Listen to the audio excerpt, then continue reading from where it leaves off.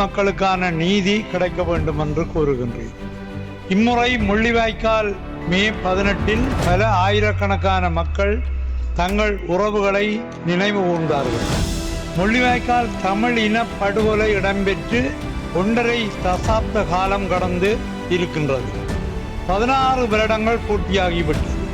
இத்தகைய சூழலில் கடந்த 2009ஆம் ஆண்டு முள்ளிவாய்க்கால் தமிழ் இன படுகொலை என்னும் பேரவலத்தை நெருப்பாற்றை கடந்து எஞ்சிய உறவுகள் இறுதிப் போரின் வடுக்களோடும் போரின் கொடுமையான நினைவுகளை சுமந்தும் இறுதிப் போரின் சாட்சியாக தமிழ் இன படுகொலையின் ஆதாரங்களாக எமது மண்ணில் வாழ்ந்து வருகின்றனர்.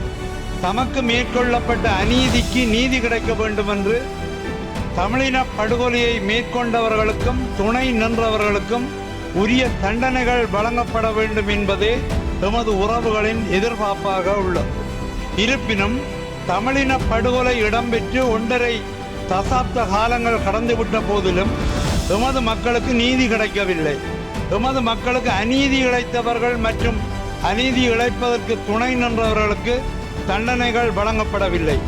இந்த காரணமானவர்களை பொறுப்பேற்க செய்வதிலும் உண்மை நீதி கிடைப்பதற்கும் சர்வதேச அளவிலான முயற்சிகள் மற்றும் நடவடிக்கைகளுக்கு கனடா தொடர்ந்தும் ஆதரவளிக்கும் என்ற செய்தியானது அவலத்திலிருந்து மீண்ட எமது மக்களை பேராறுதல் அடைய செய்திருக்கின்றோம். கனடாவின் ஆதரவு கரங்களை இறுக பெற்றுக் கொள்கின்றோம். எமது மக்களுக்கான நீதியை பெற்றுத்தாருங்கள் என இவ்வுயரிய சபையிலிருந்து கனடிய பிரதமர் மார்க் கார்னியிடம் எம் மக்கள் சார்பாக கோரிக்கை விடுக்கின்றேன். கௌரவ துரை ராசா ரவிகரன் 4 நிமிடங்கள் இருக்கின்றன.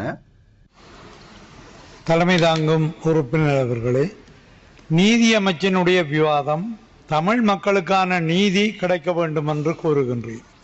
இம்முறை முள்ளிவாய்க்கால் மே 18 பல ஆயிரக்கணக்கான மக்கள் தங்கள் உறவுகளை நினைவு கூர்ந்தார்கள். முள்ளிவாய்க்கால் தமிழ் இன படுகொலை இடம்பெற்று 1.5 தசாப்த காலம் கடந்து இருக்கின்றது. 16 வருடங்கள் பூர்த்தியாகிவிட்டது. இத்தகைய சூழலில் கடந்த 2009ஆம் ஆண்டு முள்ளிவாய்க்கால் தமிழ் இன படுகொலை என்னும் பேரவலத்தை நெருப்பாற்றை கடந்து எஞ்சிய உறவுகள் இறுதிப் போரின் வடுக்களோடும் போரின் கொடுமையான நினைவுகளை சுமந்தும் இறுதிப் போரின் சாட்சியாக தமிழ் இன படுகொலையின் ஆதாரங்களாக எமது மண்ணில் வாழ்ந்து வருகின்றனர். தமக்கு மேற்கொள்ளப்பட்ட அநீதிக்கு நீதி கிடைக்க வேண்டும் என்று தமிழின படுகொலையை மேற்கொண்டவர்களுக்கும் துணை நின்றவர்களுக்கும் உரிய தண்டனைகள் வழங்கப்பட வேண்டும் என்பதே எமது உறவுகளின் எதிர்பார்ப்பாக உள்ளது. இருப்பினும் தமிழின படுகொலை இடம்பெற்று 1.5 தசாப்த காலங்கள் கடந்துவிட்ட போதிலும் எமது மக்களுக்கு நீதி கிடைக்கவில்லை. எமது மக்களுக்கு அநீதி இழைத்தவர்கள் மற்றும் அநீதி இழைப்பதற்கு துணை நின்றவர்களுக்கு தண்டனைகள் வழங்கப்படவில்லை. இந்த நிலையில் வருடந்தோறும் மே 18 அன்று எமது உறவுகள் தமிழின படுகொலையை நினைவு கூறுகின்றனர். இதன் மூலம் தமிழின படுகொலைக்கான நீதியை கோருகின்றனர். அத்தோடு தமிழின படுகொலையை மேற்கொண்டவர்களுக்கு தண்டனை வழங்கப்பட வேண்டும் எனவும் வலியுறுத்துகின்றனர். இவ்வாறாக கடந்த 16 ஆண்டுகளாக எம் உறவுகள் நீதியை எதிர்பார்த்து காத்து கொண்டு இருக்கின்றனர். இத்தகைய சூழலில்தான் கனடாவின் பிரம்டன் நகரத்தில் சிங் கௌசி பூங்காவில் தமிழின படுகொலையை நினைவு கூறும் வகையிலான தமிழ் இன அழிப்பு நினைவு தூவி கடந்த 10ஆம் தேதி பிரம்டன் நகரத்தின் மேஜர் பெட்ரிக் பிரவுன் அவர்களால் திறந்து வைக்கப்பட்டது. இந்த நிலையில் 16 ஆண்டுகளாக தமிழின படுகொலைக்கான நீதியை கோரிக்கொண்டு காத்து கொண்டிருக்கும் எமது பாதிக்கப்பட்ட உறவுகளுக்கு கனடாவின் இச்செயல்பாடு புதிய தெம்பை தருவதாக அமைந்துள்ளது. நீதி கிடைக்குமா என்று ஏங்கியிருக்கும் எமது உறவுகளுக்கு ஒரு நம்பிக்கையை தருவதாக உள்ளது. இந்நிலையில் தமிழ் இன படுகொலையின் 16ஆம் ஆண்டு நினைவேந்தலுக்கு கனடிய பிரதமர் மார்க் கார்னி இரங்கல் தெரிவித்துள்ளார். தமிழ் சமூகத்தின் உணர்வுகளை புரிந்து கொண்டு எமது துயரில் பங்கேற்று ஆறுதல் சொன்ன கனடிய பிரதமர் மார்க் கார்னி அவர்களுக்கு பலி சுமந்த மக்களின் பிரதிநிதியாக இவ்வுயரிய சபையிலே தலை சாய்த்துக் கொள்கின்றேன். ஒரு நிமிடம் இருக்கின்றது.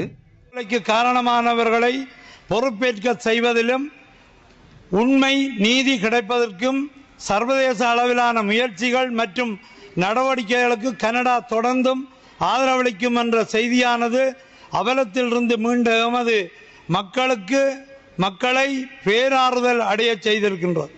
கனடாவின் ஆதரவு கரங்களை இறுக பெற்றுக் கொள்கின்றோம். எமது மக்களுக்கான நீதியை பெற்றுத்தாருங்கள் என இவ்வுயரிய சபையிலிருந்து கனடிய பிரதமர் மார்க் கார்னியிடம் எம் மக்கள் சார்பாக கோரிக்கை விடுக்கின்றேன்.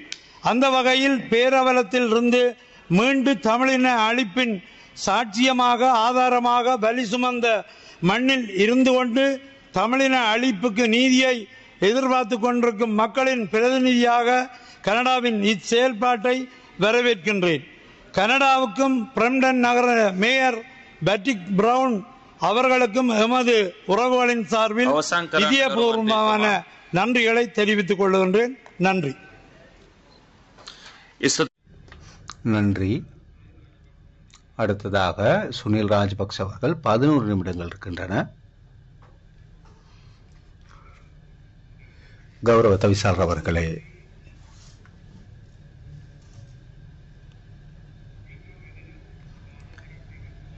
இன்றைய தினம் 2 முக்கியமான விடயங்கள் கலந்துரையாடப்படுகின்றன. இலங்கை நீதித்துறையில் தொழில்நுட்பத்தை பயன்படுத்தி அதன் செயற்பாடுகளை விரைவுபடுத்துவது, செயற்திறன் மிக்கதாக்குவதுதான் எமது நோக்கமாக இருக்கின்றது. கௌரவ நீரசாய்து உத்மல்லபை உறுப்பினர் அவர்கள் தங்களுக்கு 9 நிமிடங்கள் வழங்கப்படுகின்றன. பிஸ்மில்லாஹிர் ரஹ்மானிர் ரஹீம். சபைக்கு தலைமை தாங்கும் தலைவர் அவர்களே, நீதி மற்றும் தேசிய ஒருமைப்பாடு அமைச்சின் குற்றவியல் நடவடிக்கை முறைச்சட்டம் கோவை திருத்தம் சட்டம் விவாதத்திலே கலந்து கொள்வதிலே மகிழ்ச்சி அடைகின்றேன். இந்த நீதி மற்றும் தேசிய ஒருங்கிணைப்பு அமைச்சானது நமது நாட்டை பொறுத்தவரையிலே மிக முக்கியமான அமைச்சாகும். நமது நாட்டிலே நீதியை மட்டும் நிலைநாட்டுவது மாத்திரமல்லாமல் இந்த நாட்டுடைய மக்கள் சகல இன மக்களும் சமத்துவமாகவும் உரிமையோடும் வாழ்வதற்கான சட்ட மூலங்களையும் உருவாக்க வேண்டிய ஒரு அமைச்சாகவும் இந்த அமைச்சு இருந்து கொண்டிருக்கிறது. அதை மாத்திரமல்லாமல் இந்த ஆளும் கட்சியினர் எங்களுடைய கௌரவ பிரதி அமைச்சர் அவர்கள் சொன்னது போன்று 3 தேர்தல்களிலே தேசிய மக்கள் சக்திக்கு நம்பிக்கையிட்டு வாக்களித்திருக்கிறார்கள். அவர்கள் அளித்த வாக்குறுதிகளையும் நிறைவேற்றுவதற்குரிய பணியை செய்கின்ற ஒரு அமைச்சாகவும் இந்த நீதி அமைச்சு இருந்து கொண்டிருக்கிறது.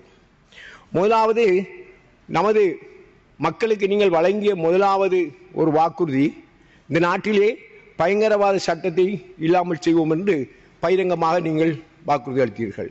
எனவே நீங்கள் ஆளுங்கட்சியினர் இந்த நீதி அமைச்சு, குறிப்பாக இந்த நீதி அமைச்சுடைய ஒரு முதல் பணியாக முதலாவதே நமது நாட்டிலே இருக்கின்ற இந்த பயங்கரவாத சட்டத்தை நீக்க வேண்டும்.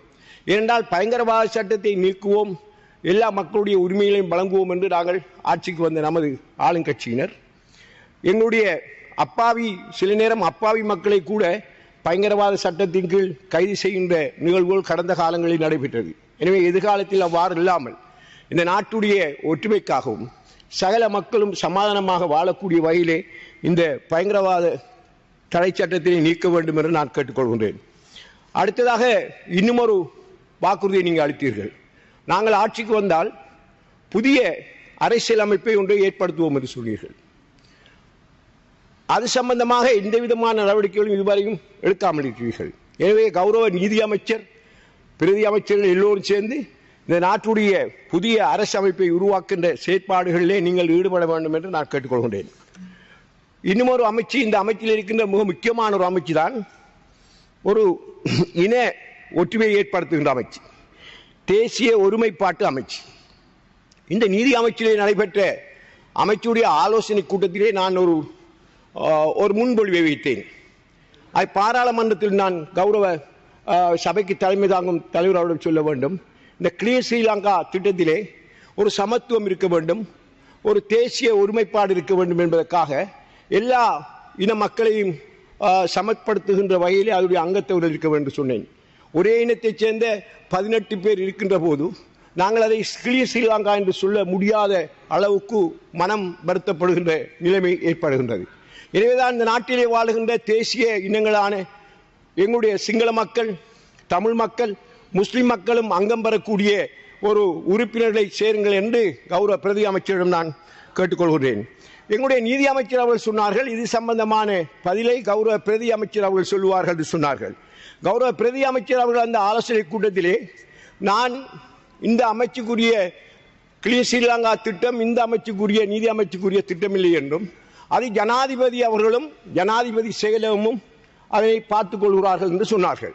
ஜனாதிபதி இல்லை, யாராக ஒரு ஒரு சமத்துவம் இல்லாத செயற்பாடுகளை மேற்கொள்கின்ற போது இந்த தேசிய ஒருமைப்பாட்டு அமைச்சுடைய கடமை அதை சமப்படுத்த வேண்டும். இல்லை என்றால் இந்த நாட்டிலே சமத்துவம் இன ஒற்றுமை என்று பேச்சாளர்கள் மாத்திரம்தான் நாங்கள் இருக்க முடியும்.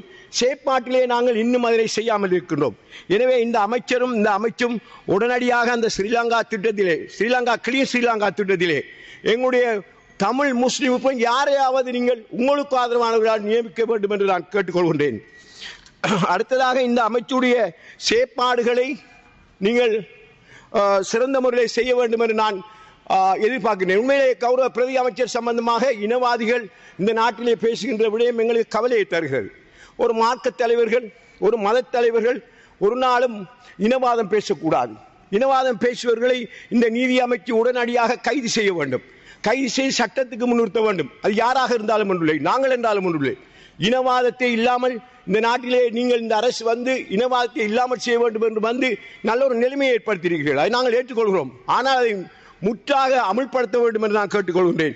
அல்லது இனவாதத்தை பேசுகின்றவர்களை, இனவாதத்தை உருவாக்குகின்றவர்களை, இந்த நாட்டிலே ஐக்கியமாக வாழுகின்ற மக்களை அரசியலுக்காக பேரம் பேசுகின்றவர்களை இவர்களையெல்லாம் கைது செய்து புதிய ஒரு சட்டத்தை நீதி அமைச்சு கொண்டு வர வேண்டும். இந்த நாட்டிலே இனவாதத்தை இல்லாத ஒரு சட்டமூலத்தை நீதி அமைச்சு கொண்டு வர வேண்டும் என்று நான் உங்களிடம் கேட்டுக்கொள்கின்றேன்.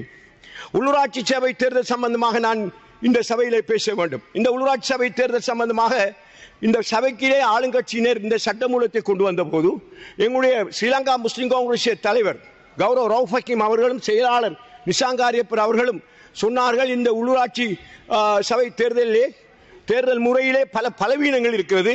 இதை நாங்கள் பாராளுமன்ற உறுப்பினர்களை எல்லோரையும் நாங்கள் இணைத்து ஒரு ஆலோசனை சபை ஒன்றை அமைத்து விட்டு இதை கொண்டு வாருங்கள் என்ற போது ஆளுங்கட்சியினர் சொன்னார்கள், இல்லை இல்லை அதை நாங்கள் நடத்துவோம் என்றார்கள். ஆனால் இந்த தேர்தல் முடிவுகள் ஊடாக ஆளுங்கட்சி மாத்திரமல்ல, இந்த நாட்டில் இருக்கின்ற அரசியல் கட்சி எல்லாருமே இந்த வட்டார தேர்தல் முடிவாக கடும் பாடங்களை கற்றுக்கொண்டிருக்கின்றோம். ஒரு வேட்பாளருக்கு 25 லட்சம் ரூபாய் கொடுத்து நாங்கள் ஆதரவு செல்லக்கூடிய ஒரு நிலைமையை இந்த உள்ளாட்சி சபை தேர்தல் சட்டம் மூலம் நமக்கு கொண்டு வந்திருக்கிறது. அது மாத்திரமல்ல, இது ஒரு குப்பை தேர்தல் முறை. இதிலே வட்டாரங்களையும் ஆயிரக்கணக்கான வாக்குகளையும் வெல்லுகிறோம், ஆனால் தோல்வி அடைகிறோம். வெற்றி பெறுகின்றவர்கள் தோல்வி அடைகின்ற நிலைமையும் வெற்றி அடைகின்ற நிலைமையும் ஏற்படுத்தியிருக்கிறார்கள். எனவே இந்த தேர்தல் முறை உண்மையிலே ஐக்கிய மக்கள் சக்தியை பொறுத்தவரையில் வடகிழக்கு மாநிலத்திலே உங்களுக்கு ஜனாதிபதி தேர்தலில் பொது தேர்தலில் நிறைய வாக்குகள் கிடைத்தது. ஆனால் இந்த உள்ளூராட்சி சபை தேர்தலிலே தேசிய மக்கள் சக்திக்குரிய நிலைமையை பாருங்கள்.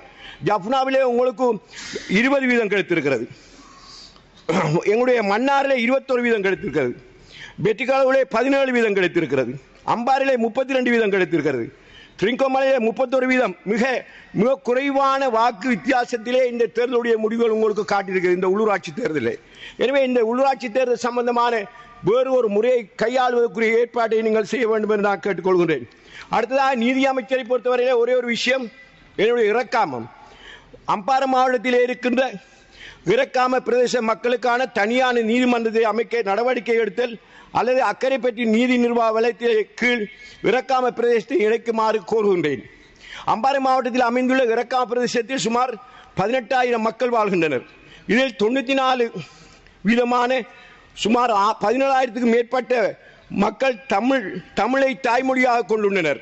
12 கிராம சேவர் பிரிவுகளை உள்ளடக்கியதான இறக்காம பிரதேச செயலத்துக்கு உட்பட்ட பிரதேசமானது 2012ஆம் ஆண்டு கடந்த அரசாங்கத்திலே யாரிடமும் சொல்லாமல் அக்கரைப்பட்டி நீதி நிர்வாக வலயத்தின் கீழ் காணப்பட்டது. பின்னர் அதை அம்பாறை நீதி நிர்வாக வலயத்திற்கு எவ்வித அறிவித்தலும் இல்லாமல் மாற்றம் செய்தனர். අවසන් කරන්න ගරු මන්ත්‍රී. විනාඩි දෙකක් දෙන්න කරුණා කරලා சிங்கள மொழியை நீதிமன்ற மொழியாக கொண்ட அம்பாறை நீதி நிர்வாக வலயத்தின் கீழ் தமிழ் மொழியை தாய்மொழியாக கொண்ட இறக்காம பிரதேச செயல பிரிவு உட்பட்ட பிரதேசம் இணைக்கப்பட்டமையானது அப்பிரதேசத்திலே வாழ்கின்ற மக்களது அடிப்படை உரிமையை மீறுகின்ற ஒரு செயலாகும். அத்தோடு இப்பிரதேசத்திலே வாழ்கின்ற 94% தமிழ் பேசும் மக்கள் அம்பாறை நீதிமன்றங்களிலே தமது வழக்கு நடவடிக்கைகளையும் தமக்கு பட்சமற்ற சிங்கள மொழியில் தாக்கல் செய்வதற்கும் நிர்பந்திக்கப்பட்டுள்ளனர். அத்தோடு வழக்கு நடவடிக்கைகளை கையாள்வதும் சிரமப்படுகின்றனர். நீதிமன்ற நடவடிக்கைகளுக்காக தமிழில் இருந்து சிங்களத்துக்கும் சிங்களத்திலிருந்து தமிழுக்கும் மொழிபெயர்ப்பு செய்வதற்காக வழக்கு செலவுக்கு மேலேயமான பெருந்தொகையான பணத்தை செலவிட வேண்டிய துர்ப்பாக்கிய நிலைமை ஏற்பட்டுள்ளது. அத்தோடு வழக்கு நடவடிக்கையின் போது சாட்சியங்களின் போதும் நீதிமன்ற பெருமதியான நேரத்தை மொழிபெயர்ப்புக்காக செலவிட வேண்டிய துரஷ்டவசமான நிலையும் ஏற்பட்டுள்ளது. இறக்காம பிரதேசமானது புவியியல் ரீதியாக சிங்கள மொழியை நீதிமன்ற மொழியாக கொண்ட அம்பாறை நீதி நிர்வாக வலயத்துக்கு தமிழ் மொழியை நீதிமன்ற மொழியாக கொண்ட அக்கரைப்பட்டி நீதி நிர்வாக வலயத்துக்கும் இடையில் அமையப்பெற்ற ஒரு பிரதேசமாகும். சிங்கள மொழியிலான அம்பாறை நீதி நிர்வாக வலயத்தினுள் இக்கினியாகல, உகன, தமன, மங்களகம, மத்திய முகாம், பக்கியல்ல மற்றும் அம்பாறை ஆகிய போலீஸ் பிரிவுகள் அடங்குகின்றன.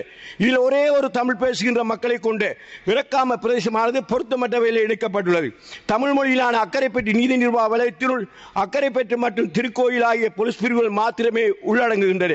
எனவே தான் தமிழ் பேசுகின்ற மக்களை கொண்ட இறக்காம பிரதேசமான தமிழ் மொழியை நீதிமன்ற மொழியாக கொண்ட அக்கரைப்பட்டி நீதி நிர்வாக வலயத்தின் கீழ் கொண்டு வரப்பட வேண்டும் அல்லது இறக்காம பிரதேசத்துக்கான தனியான நீதிமன்ற அமைக்கான ஏற்பாடுகள் செய்ய வேண்டும் என்று கேட்டுக்கொள்கிறேன். இது சம்பந்தமான கடிதங்களையும் கோரிக்கைகளையும் நான் இந்த சபையிலே சமர்ப்பிக்கின்றேன். இன்னும் ஒரு நிமிடம் கதாநிதி வினாடிய கத்தேண்டு இன்னும் ஒரு நிமிடத்தை தாருங்கள். பெரிய ஒரு பிரச்சனை, இந்த மீன்பிடி ஆழ்கடல் மீன்பிடிகள் ஈடுபட்டுக் கொண்டிருக்கிறார்கள். அது நினைக்கிறேன் திருவண்ணாமலையிலிருந்து பொத்தியில் வரை இருக்கின்ற பிரதேசங்களில் இருக்கின்ற ஆழ்கட மீனவர்கள் ஆயிரக்கணக்கானவர்கள் மீனை பிடிக்கின்ற போது சிறிய வள்ளங்களில் சென்று மட்டக்களப்பு மாவட்டத்தில் இருக்கின்ற கடல் கொள்ளையர்கள் அவருடைய மீனையும் வலையையும் அறுத்து அப்படியோ சேதமாக்கி எடுத்துக்கொண்டு போகிறார்கள். இதனால் ஆயிரக்கணக்கான மீனவர்கள் ஆழ்கட மீனவர்கள் இப்போது அம்பாறை மாவட்டத்திலே குறிப்பாக பாதிக்கப்பட்டிருக்கிறார்கள். அம்பாறை மாத்திரமல்ல, வாழைச்சேனை, கல்முனை, அக்கரைப்பற்று போன்ற பெரும் பிரதேசங்களில் மீனவர்கள் எல்லாம் கூடி ஆயிரக்கணக்கான மக்கள் கூடி இந்த கடல் திருடர்களை பிடித்து தந்தால்தான் நாங்கள் கடலுக்கு போவோம் என்று பெரிய ஆர்ப்பாட்டம் செய்து கொண்டிருக்கிறார்கள். எனவே ஆளுங்கட்சியினரின் கௌரவ அமைச்சர்களையும் நான் சொல்கிறேன், உடனடியாக ஆழ்கடலிலே ஒரு வள்ளம் போவதற்கு கௌரவ தவிசாளர் அவர்களே 4 லட்சம் செலவாகின்றது. அந்த 4 லட்சம் செலவாக போய் அந்த தொழிலை செய்கின்ற போது அவருடைய கடல் உபகரணங்களையும் பிடிக்கப்பட்ட மீன்களையும் லட்சக்கணக்கான மீன்களையும் இந்த கடலிலே கொள்ளையிடுகின்றனர். எனவே இந்த நீதி அமைச்சும் இந்த மீன்பிடி அமைச்சும் இணைந்து இந்த ஆழ்கடல் மீனுடைய இந்த ஆர்ப்பாட்டத்தை நிறுத்தி அந்த மீனுடைய வாழ்விலே அந்த திருடர்களை பிடித்து கைது செய்து சட்ட நடவடிக்கை எடுக்க வேண்டும் என்று கேட்டு விடைபெறுகிறேன். நன்றி. நன்றி.